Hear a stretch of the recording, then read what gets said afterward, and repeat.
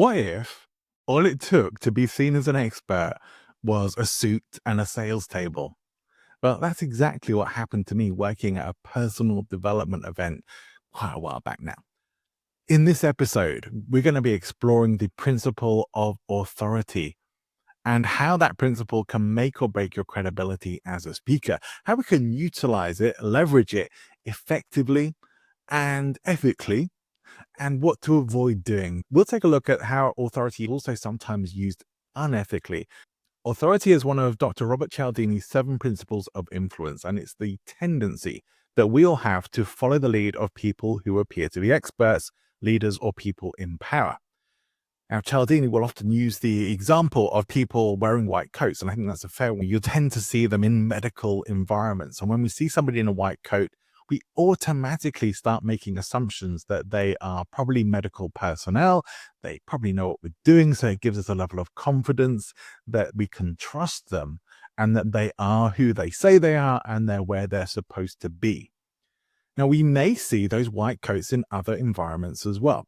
So, for example, we might see them at the nail technicians, we might see them at the opticians, we might see them at the beauticians and other places too. And there's a reason for that.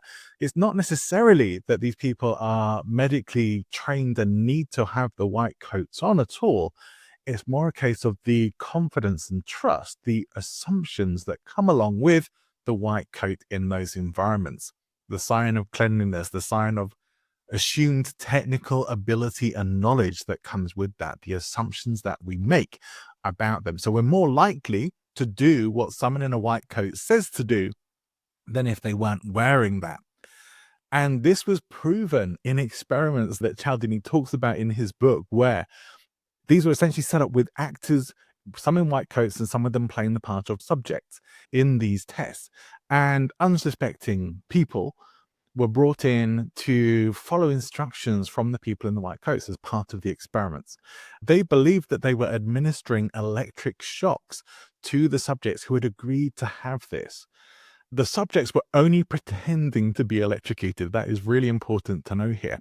However, one of the things that this experiment showed was that a significant percentage of the people who were administering or thought they were administering electric shocks were willing, under the instruction of the person in the white coat, who they thought was a doctor or professor, to keep turning up the electrical shocks, some of them to what would, if they were real, would have been lethal levels of electric shock. Now, not everyone agreed to this, but certainly a significant percentage. And that is the power of authority. We may be looking at it in a little bit of a different context here. However, Cialdini said this: titles, clothes, and trappings are all symbols of authority, and they can trigger our compliance without genuine merit.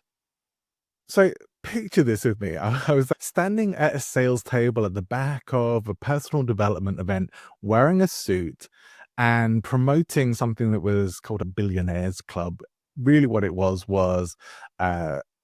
mastermind group where people could come, and it was a significant investment for people to join this, and they would go somewhere exotic as a group, and they would have special guest speakers come in, they would mastermind their projects, they would do some kind of community outreach whilst they were there, and really was stepping into the mindsets and the actions of being millionaires, multi-billionaires, billionaires, and so on.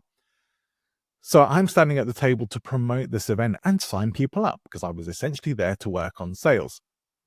And some of the people who were attending the event made assumptions about me. I'm assuming that they didn't recognize that my suit was from Marks and Spencer's and that my tie was borrowed from my dad. But what they thought was, because I was in the suit and tie looking smart at an event where most people were in jeans and t-shirts, and the sign says stuff about millionaires. I can't remember if it's millionaires or billionaires now. I think it might have been billionaires. They assumed that I was a millionaire or a multimillionaire because of that, based purely on my appearance and my positioning at that event. There was no intention to create a false idea of me being a millionaire or multimillionaire or anything like that.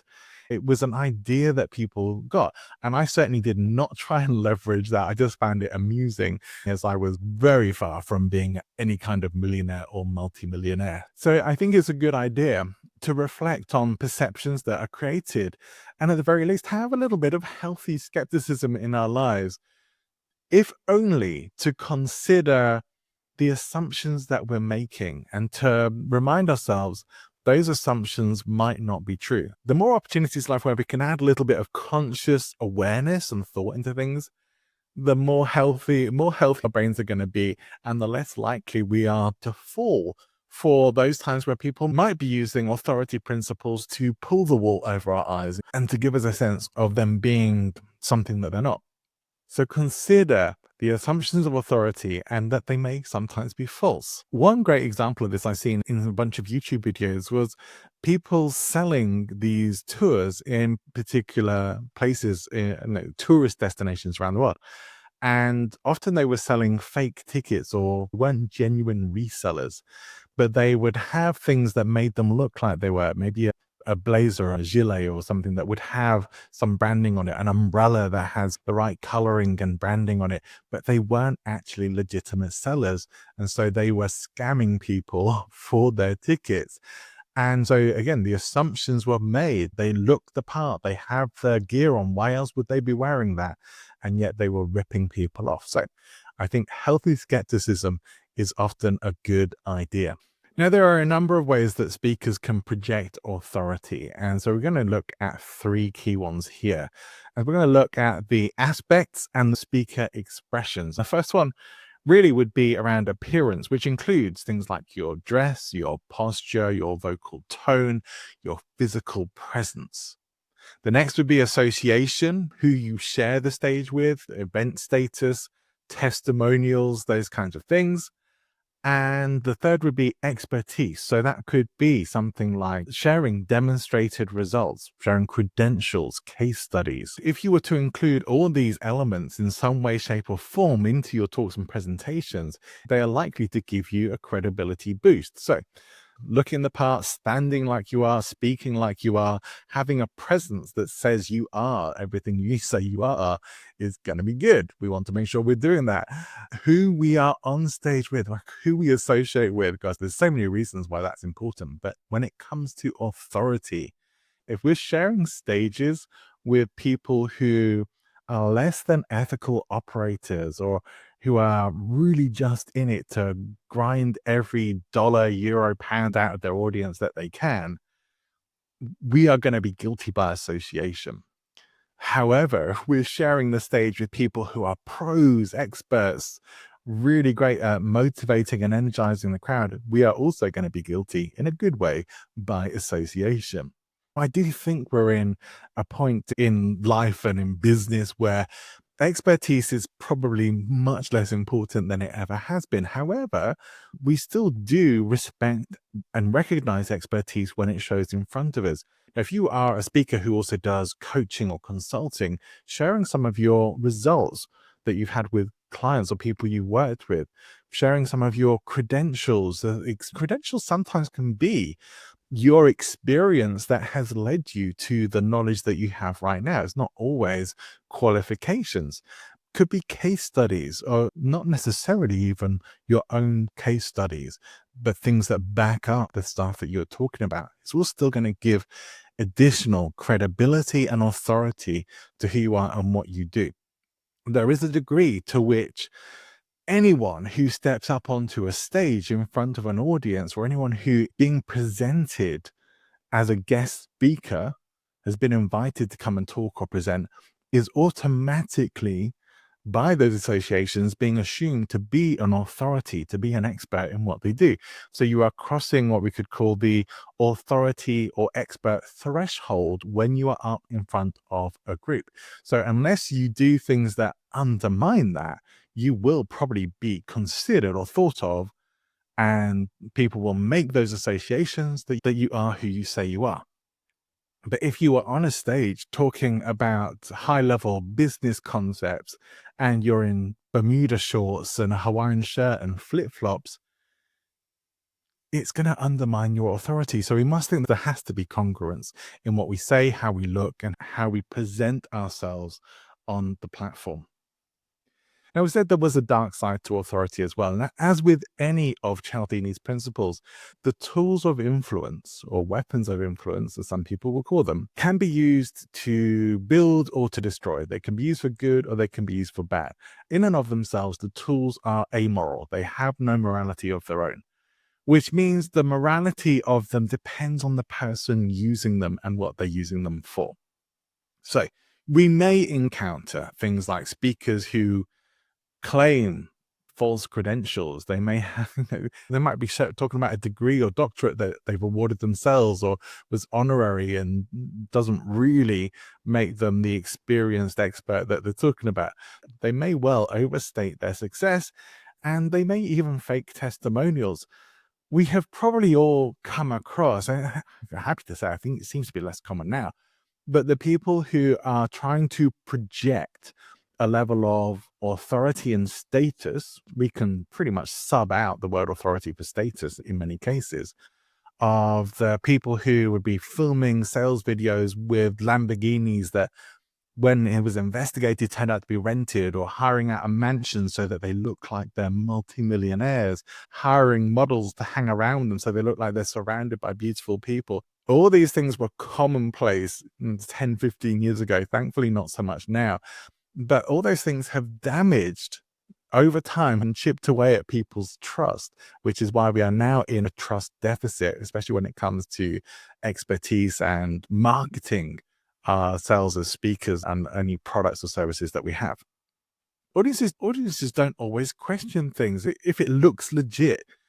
And so often it's only when people get found out, and word will spread like wildfire if people get found out. If trust has been broken, people will find out. And I've seen it in the personal development industry, people who were trying to look the part, people who actually got themselves into massive debt trying to project this image of status and authority. So they show up somewhere with a hired Ferrari or Lambo, had £10,000 spent on a suit from a top London tailor or fashion designer that they couldn't really afford, so that they could look the part and hopefully, I guess, try and pull the wool over people's eyes. That is really one of the places where authority can be pretty dark. I hope that you're a bit more like me and that you wouldn't want to use authority unethically. Let's talk about how to use it the right way. Being an authority isn't about pretending. It's about earning trust and presenting it authentically. So there are ways that speakers can build ethical authority. You can share real credentials and results. Use real storytelling to show and not just tell about your expertise.